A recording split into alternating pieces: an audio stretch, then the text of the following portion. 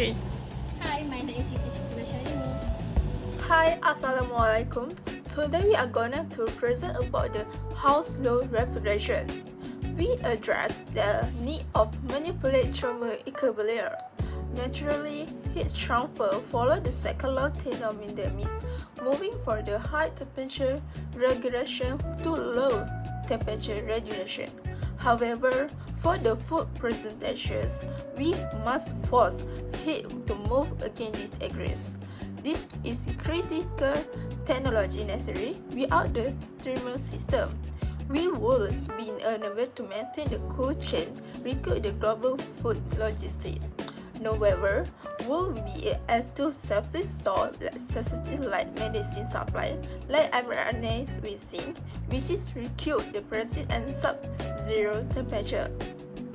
We will also invest in creating a heat pump to maintain the artificial and low energy state. Okay, next we go to process flow. How refrigeration works based on the second law of thermodynamics. First, the refrigerant absorbs heat from the inside of the refrigerator through the evaporator coils. The compressor provides external work. It is energy input to increase the refrigeration's pressure and temperature. The refrigerant releases heat to the outside air through the condenser coil. Last one, the cycle continues as the refrigerator returns to the evaporator and absorbs heat again.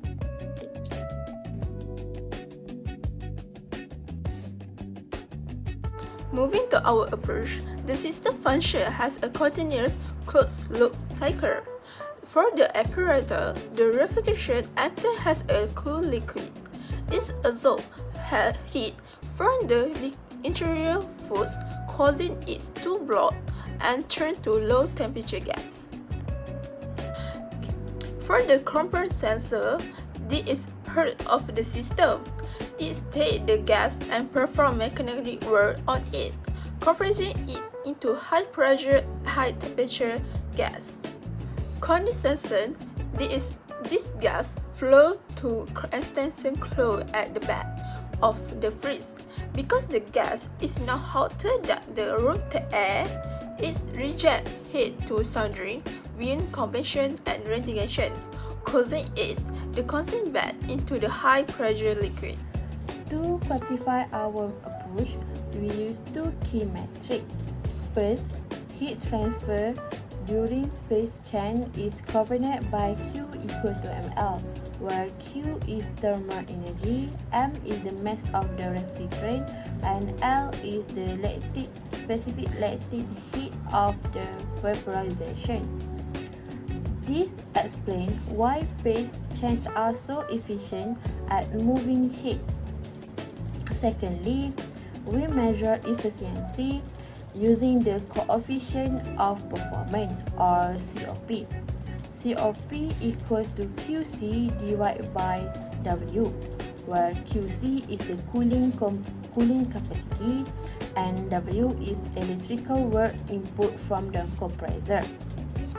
The physical outcomes are observed. If you see an infrared thermal camera bite on the coil, you will see a higher temperature zone, proving that heat is being expelled. Inside, the thermometer will record a steady state, confirming that the system is successfully maintaining an artificial temperature gradient.